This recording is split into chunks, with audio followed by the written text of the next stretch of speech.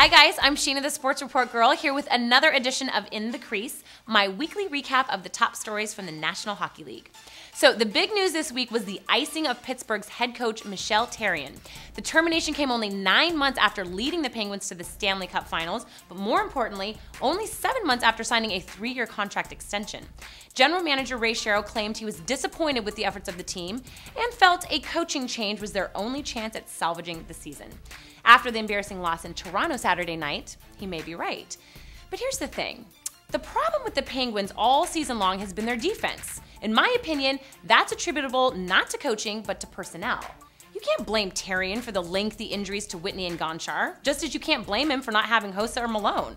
This team, as Shero pointed out in one of his interviews, is made up of his guys. So, if he wants to blame someone, Ray Shero should take a long look at himself in the mirror. Dan Bylsma of the Baby Penguins took over on an interim basis, losing his debut to the Islanders in a shootout 3-2.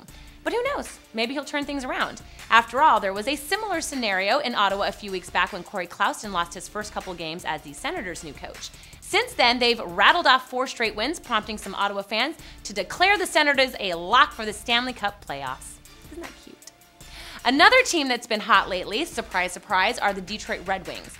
It was only 2 weeks ago that they were in the midst of another midseason slump, but like Groundhog Day, they pulled their heads out long enough to realize they still had 2 more months of hockey left before the playoffs. Despite a recent shootout loss to the Avalanche, the Wings are flying high and trail the Sharks by only a point in the overall standings out west. Speaking of San Jose, they and Boston faced off last week in one of the most highly anticipated matchups of the season. As usual, though, the game failed to live up to the hype as the Sharks dominated 5-2, sending a message to the rest of the league that the road to the Stanley Cup Finals would travel through the chum-filled waters of San Jose.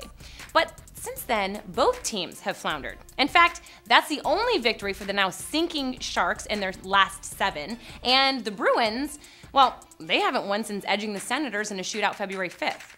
As for a look ahead, a few matches this week have piqued my interest. Of course, NBC is pimping their game of the week, the Penguins at Capitals, due to the stars involved. But let's face it, these 2 teams are headed in totally different directions. Should be fun to watch, though. Also, the recently surging Kings traveled to take on the Sharks Thursday night. LA has been tough on the road, and with a win can keep inching their way towards a possible playoff berth. And San Jose, well, they just kind of need to stop the bleeding. The other game I like is Chicago at Dallas on Saturday. Last week, Chicago pounded the Stars, handing them a rare loss during their recent hot streak. But that was on the road, and Dallas has been very tough to beat at home. Plus, both teams are battling for 4th place, which guarantees home ice in the first round of the playoffs. Okay guys, that is it for this edition of In the Crease, but please don't forget to leave your comments, and if you like the show, be sure to subscribe and tell a friend. We'll see you back here next week. Bye for now.